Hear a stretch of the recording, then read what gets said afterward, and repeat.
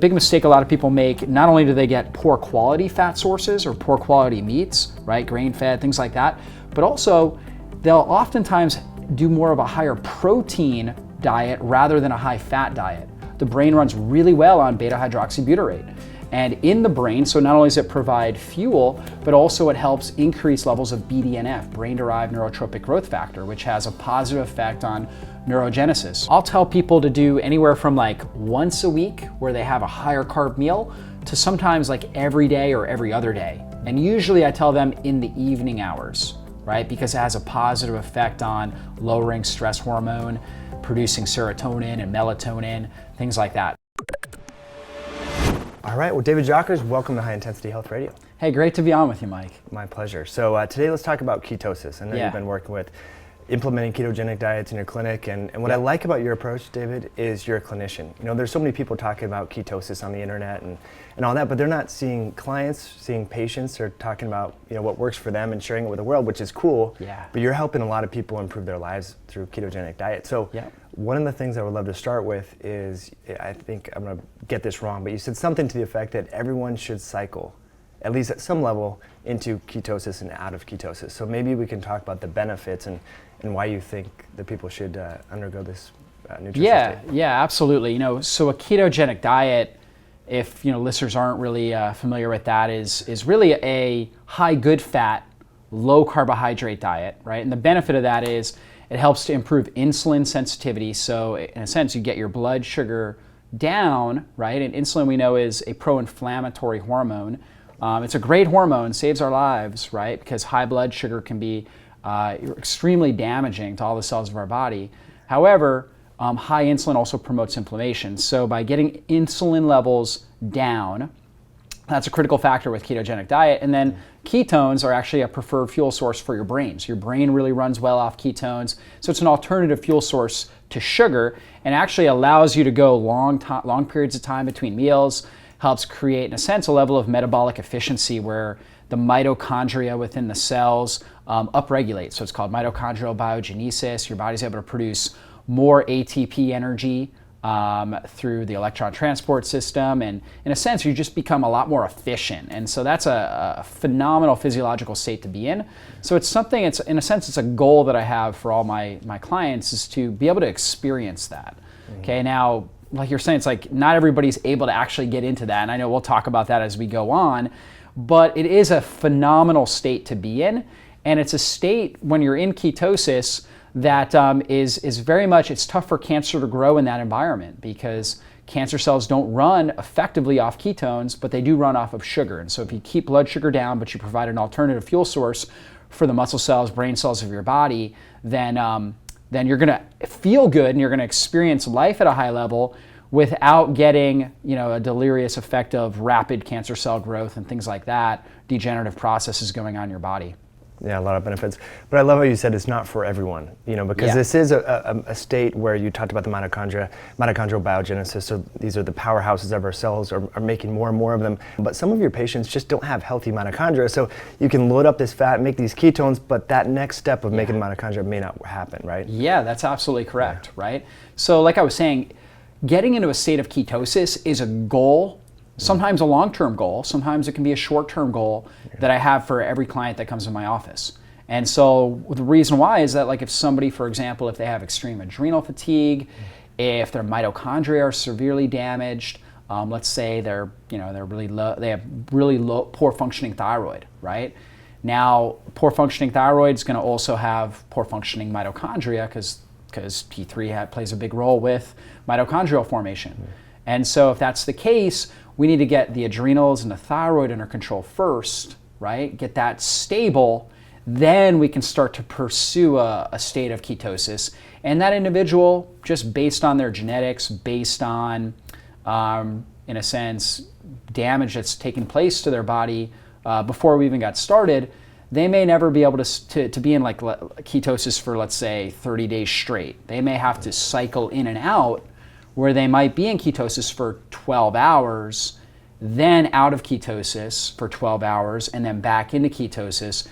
And that's actually a phenomenal place to be in too, because you're still getting benefits of reducing inflammation, supporting mitochondrial biogenesis, cellular autophagy, where you're starting to break down old, dead, decaying cells and starting to, in a sense, your body just starts to build new, healthy, stronger cells when we're in that state. So there's a lot of benefit to that.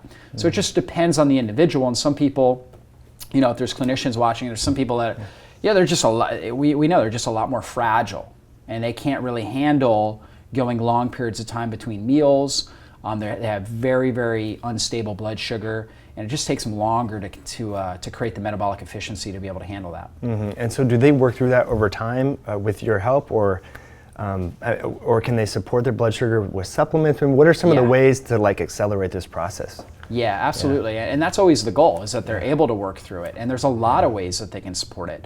So for example, they could do things like really using things that are just easier to produce ketones, like MCT oil, for example, right? So coconut oil, or even just a processed MCT oil, where they, in a sense, they take the coconut oil, they take out, you know, the portions that aren't an MCT oil, and it's just concentrated capric and caprylic acid, and using that to produce ketones can be very, very effective. So having people put that in their morning tea, right, can be, you know, a great approach, right? So doing that to support ketone production can be outstanding. Or using it as a cooking oil, putting it on as a salad dressing, things like that can be a great approach. And then there's different supplements. So things like, for example, chromium, right? So chromium is a great supplement. A lot of people are deficient in that mineral, and chromium really helps with blood sugar sensitivity. It takes that GLUT4 receptor, brings it up near the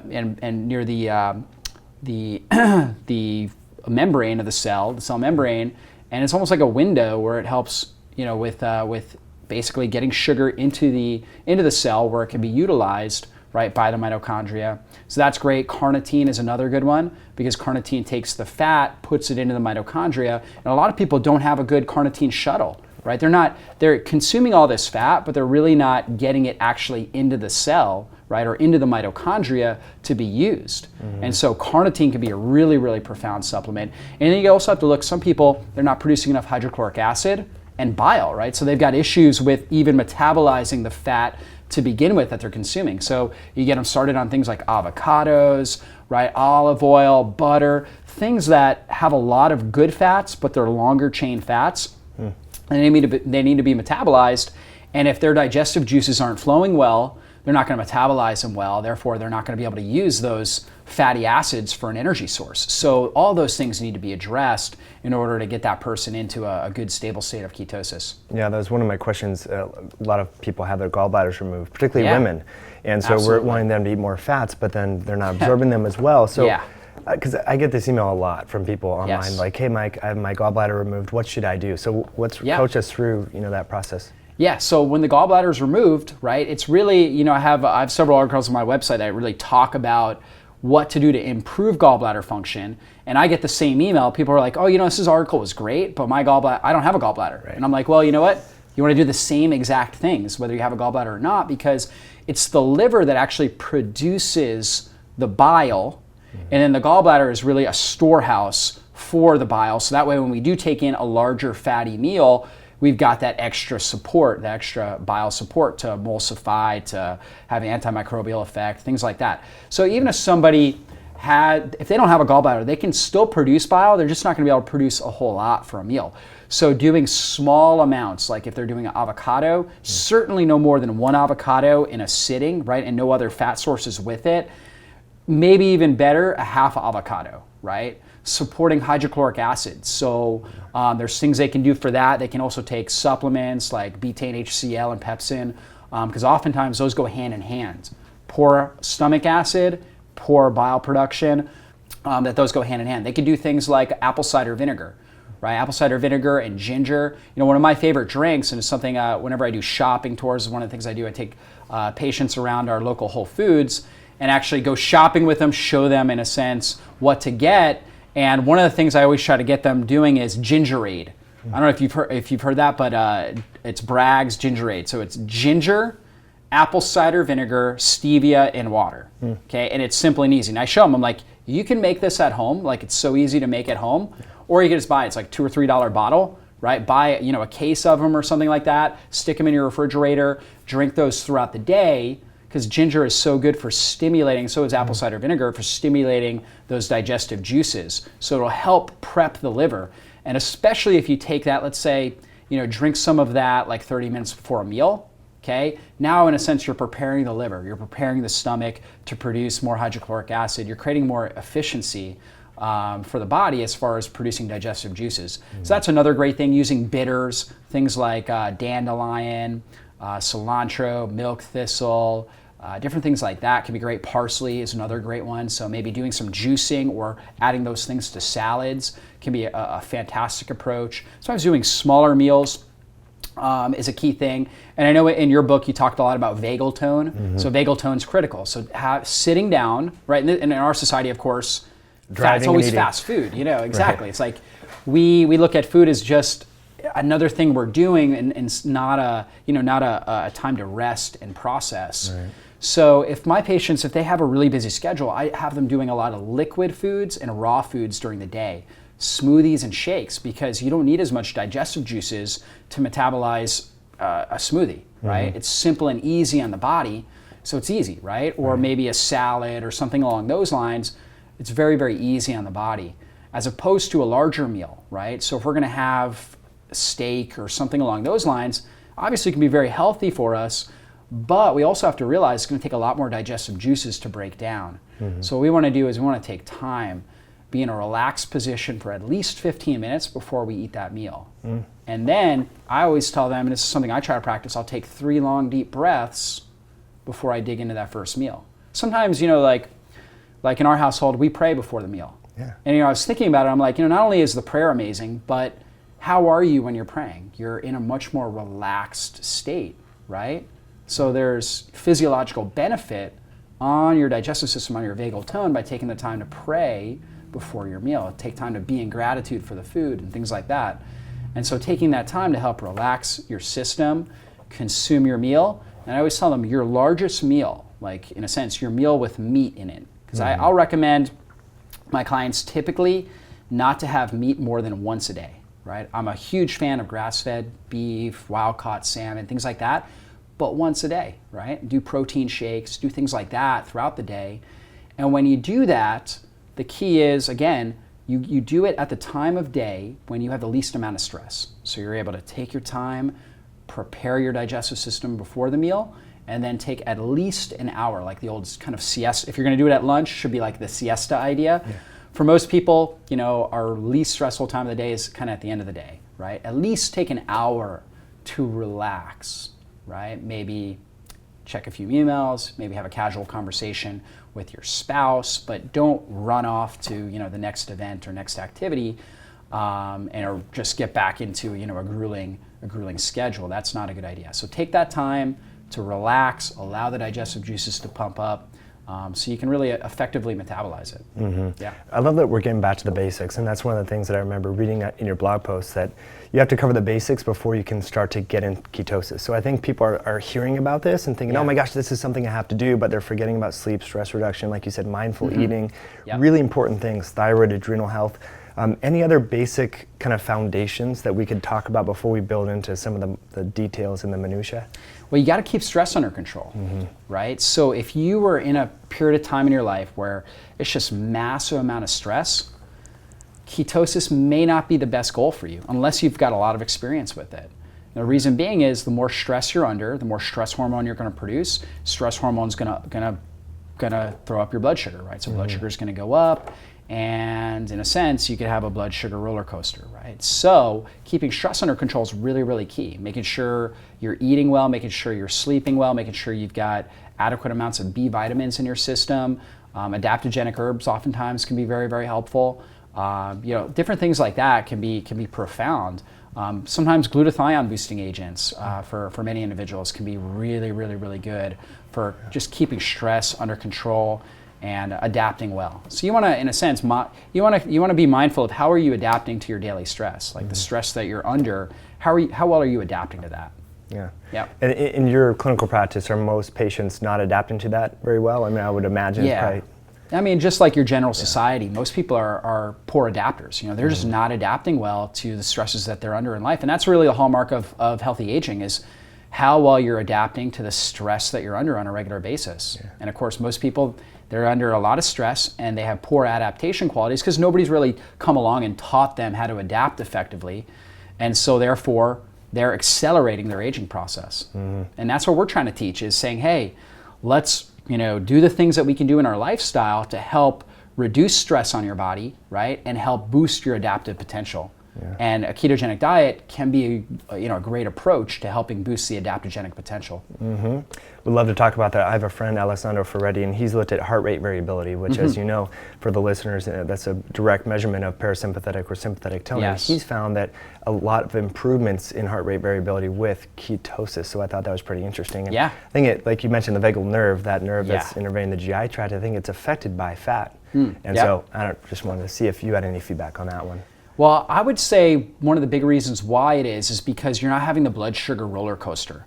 The amazing thing about being in ketosis is your blood sugar stays very, very, very stable, right?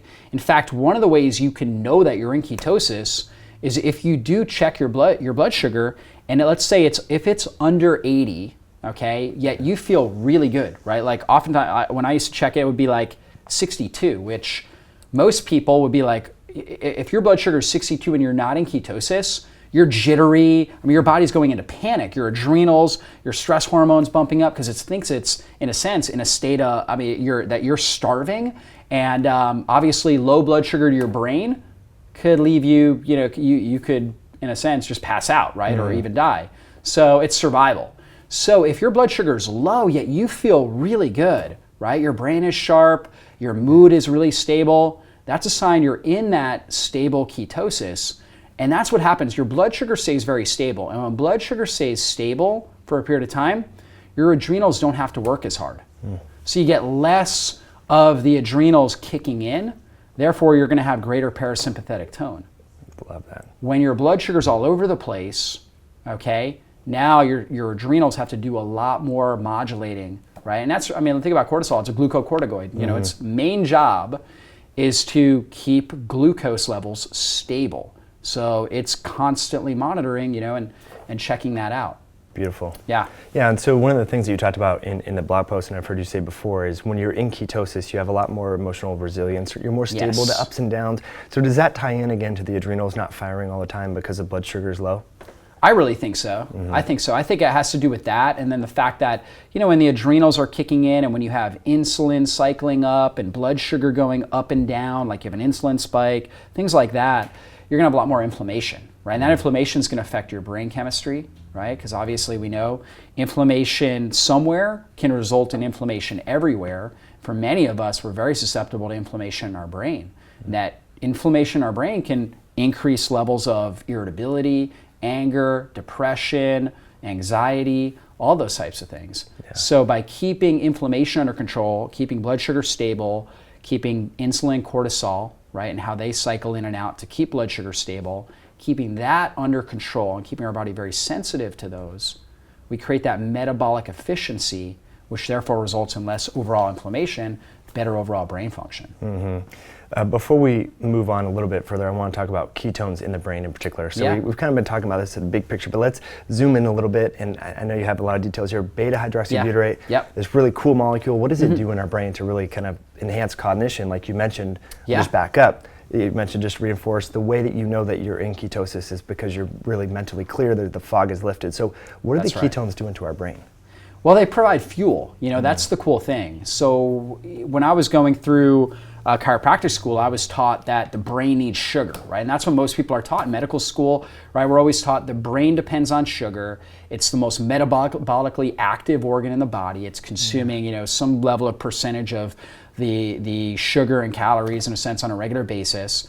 And it's not actually true. What we know today is that ketones actually are a preferred fuel source, that the brain runs really well on beta-hydroxybutyrate.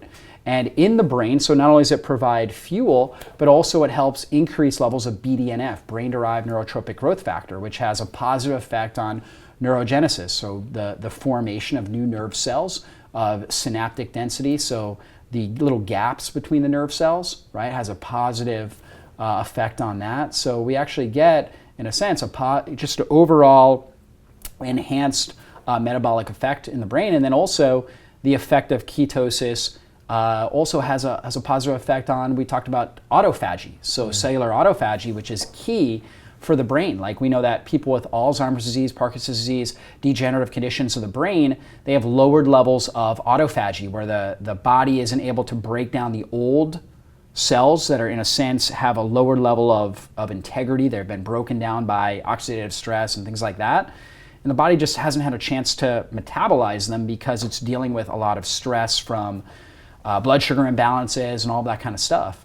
When we get into that state of ketosis, the body, to some degree, is like, hey, this is almost like a hibernated state where we're going to really focus on repair, right? So repair becomes one of the dominant features, and part of the repair process is cellular autophagy, where we chew up the old cells, rebuild, and create new, healthier, stronger cells. Love that information about the brain, Dr. Jockers, but let's dive back a little bit and talk more. We talked about inflammation. Let's talk about one aspect of the immune system and cancer. And you talked about autophagy and P53 and so forth.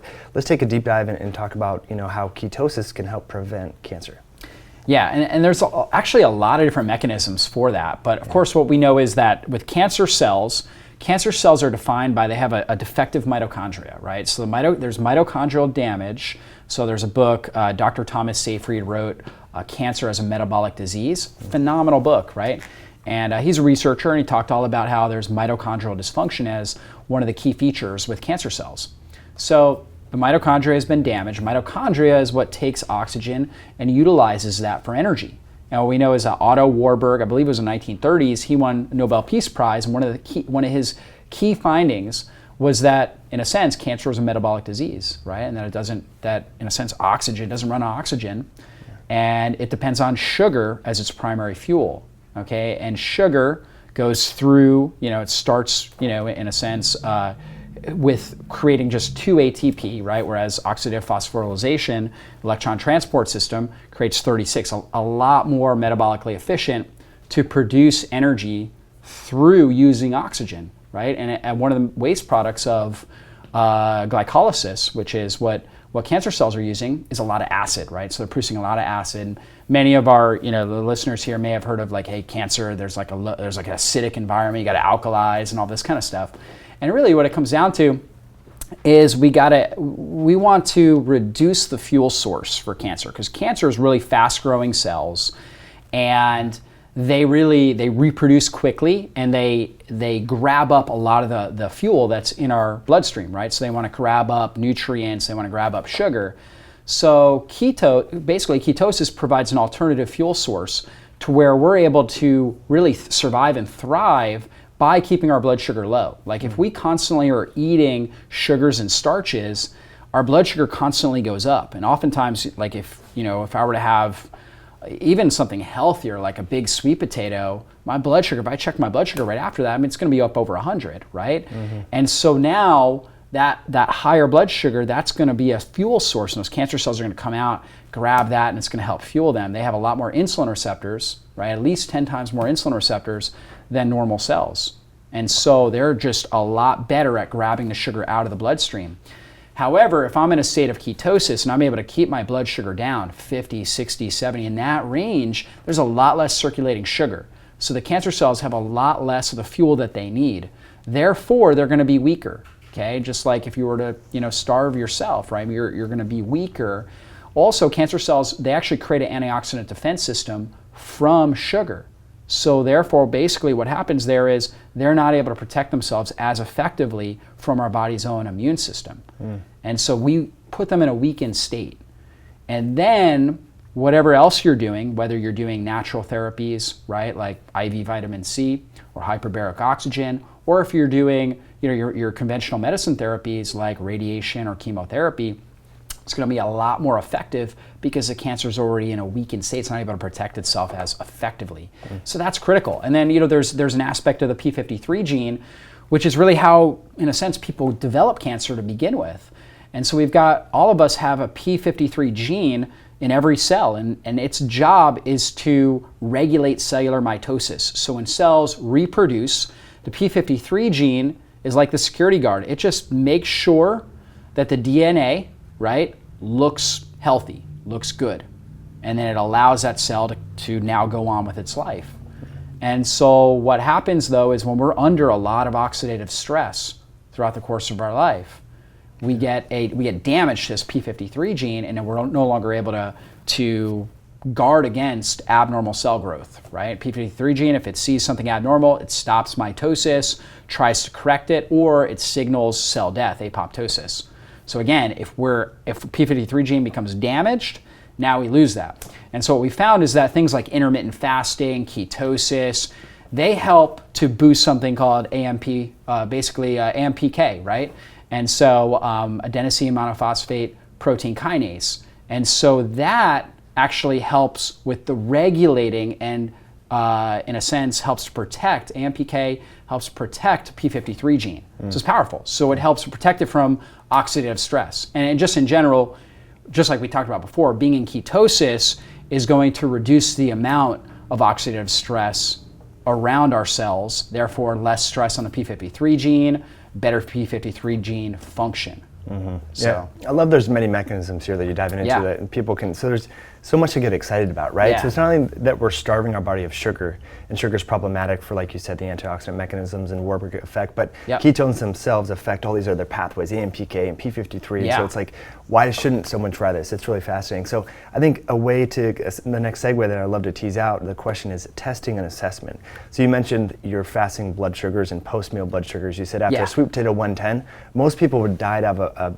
fasting blood sugar of 110, right? In America at least. So let's talk about ways that we can assess this, and what do you do with your patients that are trying to learn, whether or not they're in ketosis? Absolutely. So there's a couple different ways we can measure. Okay, and there's a lot of blogs and information out there. A lot of people that really try to biohack. They measure everything. We kind of have that kind of a world. We want to measure all kinds of stuff, and so the gold standard way at this period of time is going to be blood ketone strips. You can get a precision extra blood ketone meter. It's not expensive, $40 I think.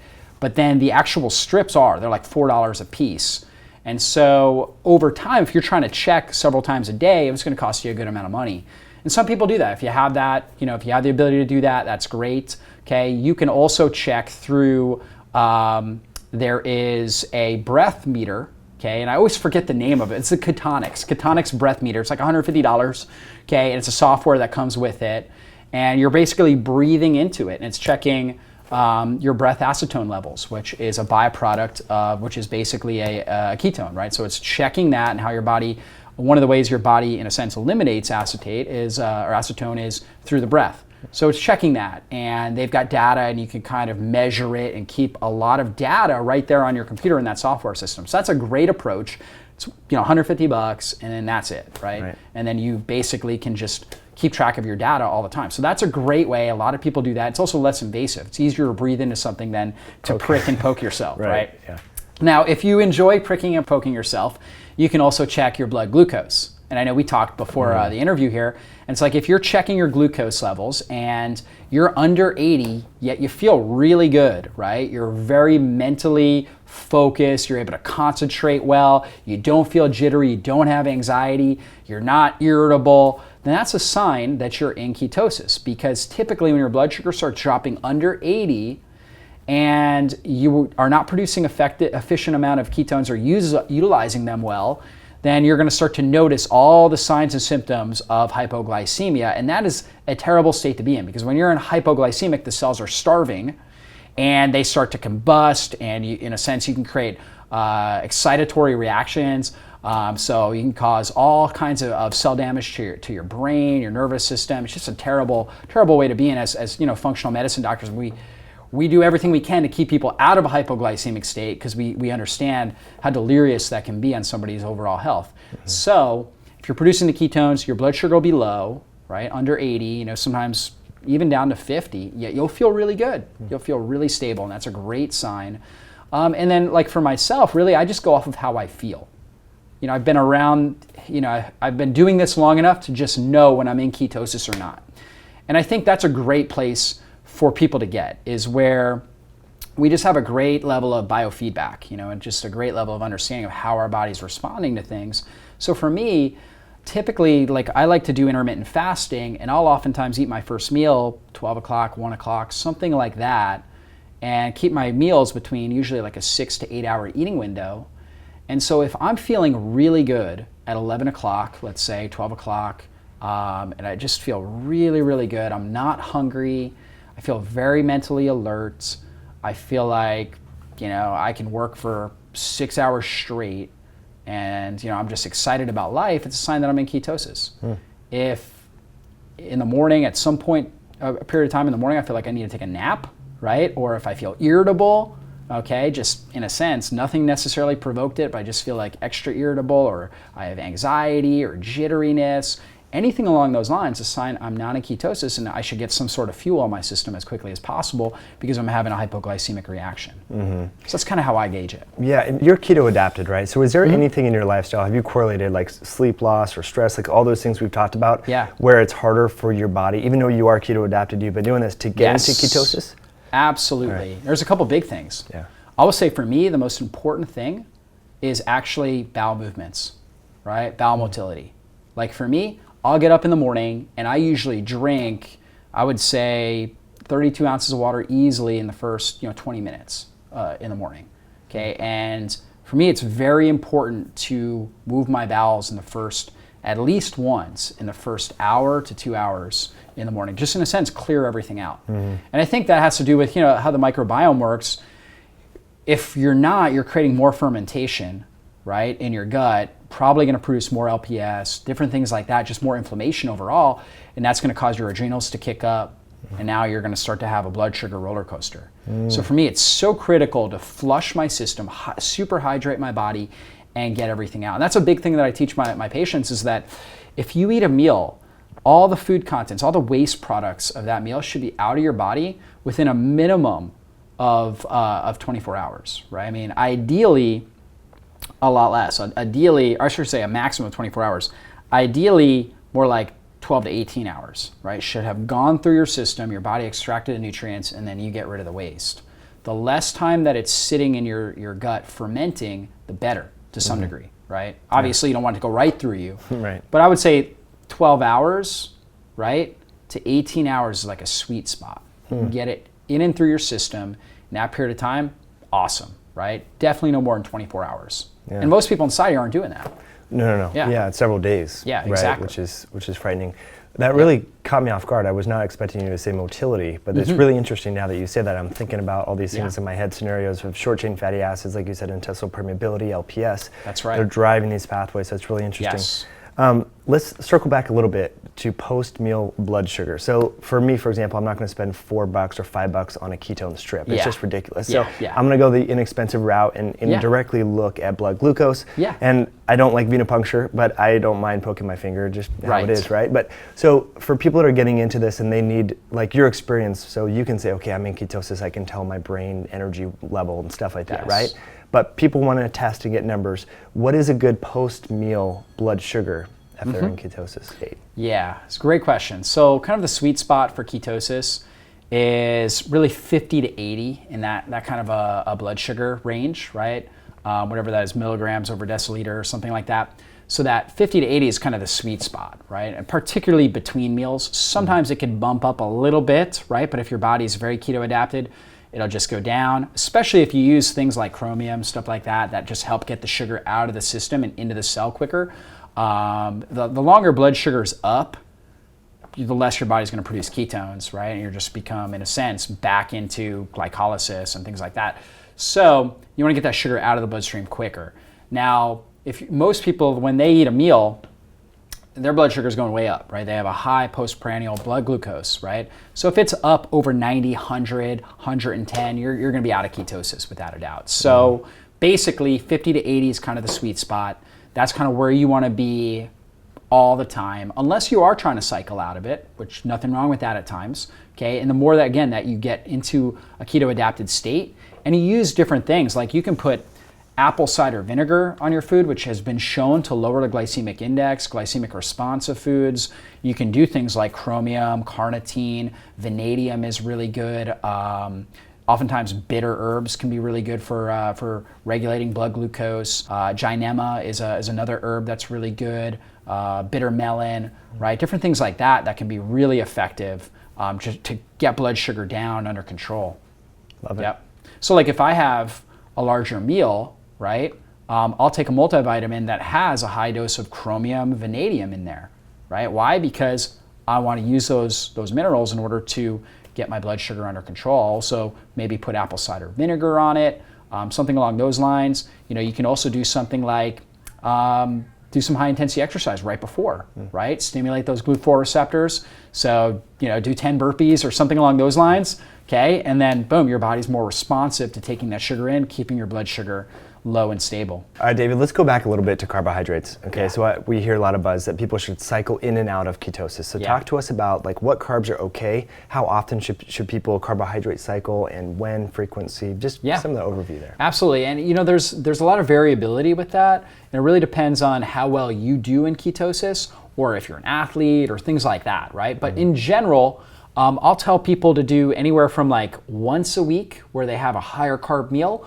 to sometimes like every day or every other day. And usually I tell them in the evening hours, right? Because it has a positive effect on lowering stress hormone, producing serotonin and melatonin, things like that. So the healthier carbs that we're gonna utilize are hypoallergenic carbs, right? So, a lot of people have inflammatory responses to grains and things like that. So usually I'm recommending things like sweet potatoes, yams, pumpkin, squash, different things like that can be a lot better. Now, some people tell me, well, I do really well with rice. And if they do well with rice, I'm like, that's okay. We're gonna turn it into anti-inflammatory rice. We're gonna put a whole bunch of turmeric in there. Turmeric has a positive effect on PPAR's receptor genes, and that helps to regulate blood glucose, right? So we put a bunch of turmeric in there. We put apple cider vinegar on there, which lowers the glycemic load. We're also going to put a little black pepper, which activates the curcuminoids in the turmeric, maybe some Mediterranean herbs for some more antioxidants in there, and olive oil on it, so we get more polyphenols, right? So we're going to turn it into more of an anti-inflammatory rice rather than just straight rice. I'm coming over to eat that. By the way. Things like rice and quinoa are phenomenal carriers for herbs like turmeric, right? So if you're going to have it, make sure you utilize that as a carrier, right? And that would be in a sense a healthier carb. So we'll add that in, whether it's a small amount in the evening, every night. For some individuals, they do better with that. Other people every other day, other people every third day, other people once a week, right? It really just depends on how do you feel when you're in a state of ketosis. How do you feel when you're on a low carb diet? And that's the key question you got to ask yourself there. I love the flexibility here. It's not just like dogmatic and saying, no, because some people are saying, no, you can't have more than 60 grams or 80 grams or whatever it is of carbohydrates. But you're like, look, just how do you feel? How's your energy level? And most importantly, how's your blood glucose and things like that? So really important. Now, athletes are starting to adopt this. So before we talk about, what ketosis can do for athletes, let's talk about muscle and why muscle is so important for weight loss, but also how we can improve muscle health with ketosis. Yeah, absolutely. This is a common question you get is, well, if I'm not eating those carbs, I'm not going to be able to perform and I'm going to lose muscle mass, okay? And that's not necessarily true. And the reason why is that when you're in ketosis, you have a higher fasting blood leucine level. And leucine is a key branched chain amino acid that has an anabolic effect on the body, meaning that it preserves lean body mass. And that's really, really critical. And so basically the body is saying, I want to keep lean body mass, and you're going to actually stimulate more fat burning mechanisms. So you'll actually maintain your muscle mass. In fact, there's a lot of people out there, and I'm one of them, where we get our best workouts in a fasted state of ketosis, and we're fasting for a long period of time. Right, I just had my baby boys and I had to rearrange my schedule. I used to work out like early in the morning, and I'm working out now usually around lunch hour, 11, 12 o'clock, and I actually feel a lot better with it. And I'm in a longer fast, and I actually feel really, really good with it.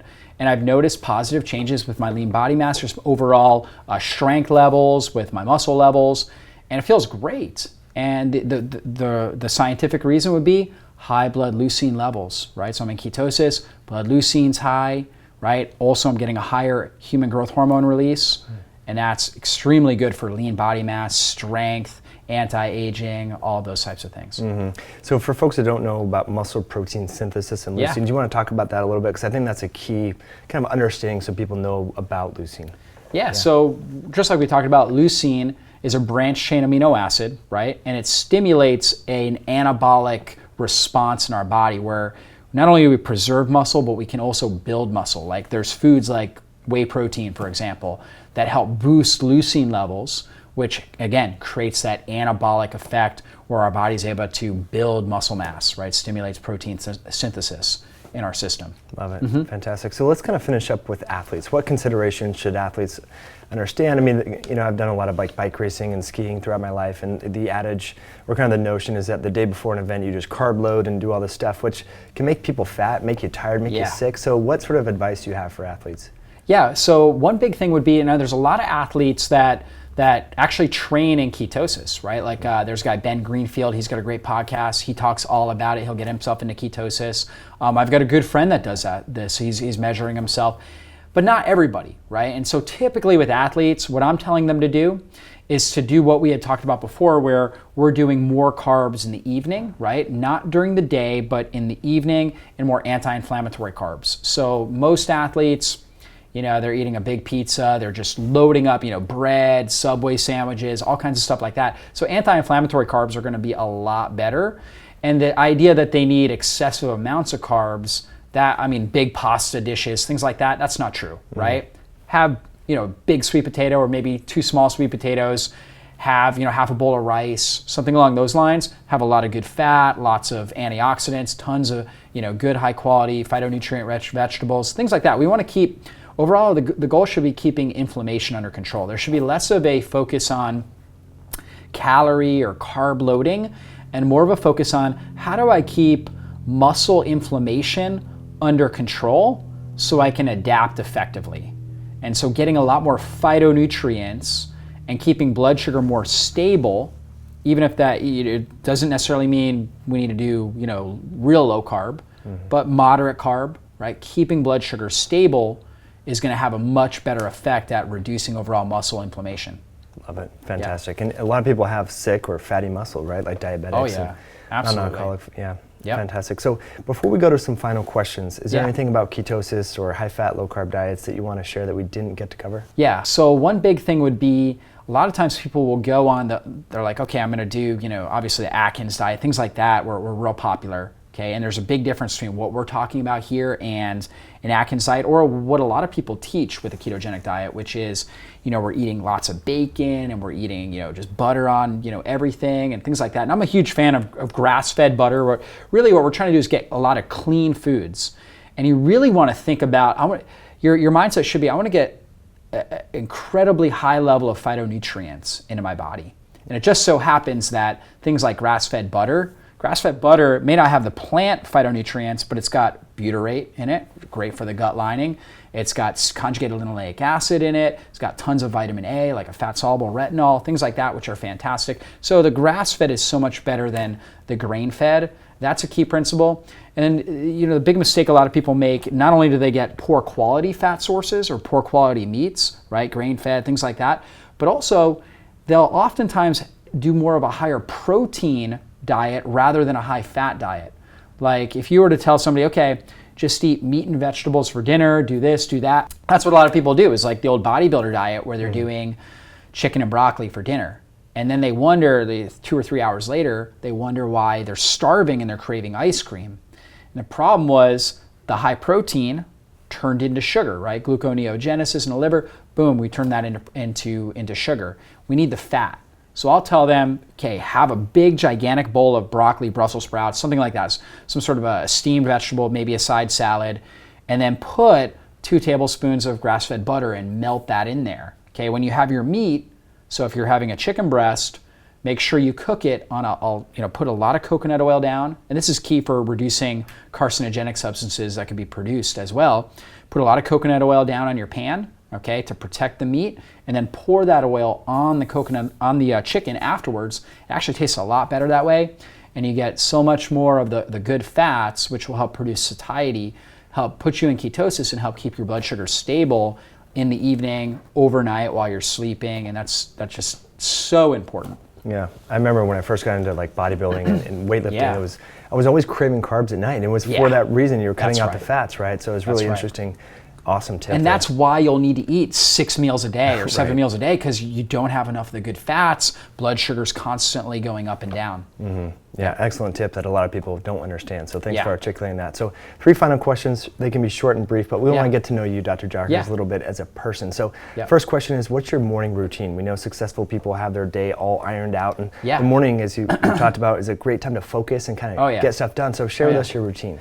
Well, my routine's changed a little bit now that I am a father of twin boys, right? At the time of this interview, they turned 5 weeks yesterday. So twin boys, my wife can't handle them all by herself. So I try to help her out as much as I can. So one of my goals is I really try diligently to be in bed by 10 o'clock at night, okay? And I wake up at 4. And that's not really what I teach my patients, 6 hours of sleep, just kind of the season that I'm in right now.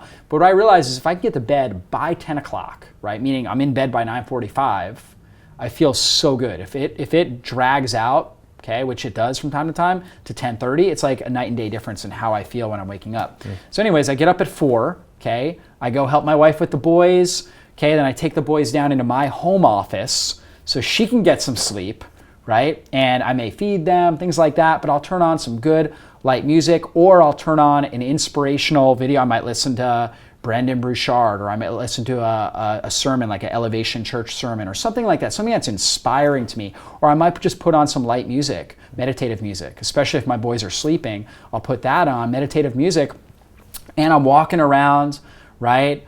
I'm praying over my boys while I'm feeding them, or doing wherever I need to do with them, and just kind of getting myself engaged for the day, getting myself excited, inspired. I'm drinking lots of water, like we talked about, really hydrating my body. I like herbal teas, so I'll do several different types of herbal teas, green tea, ginger tea, different things like that.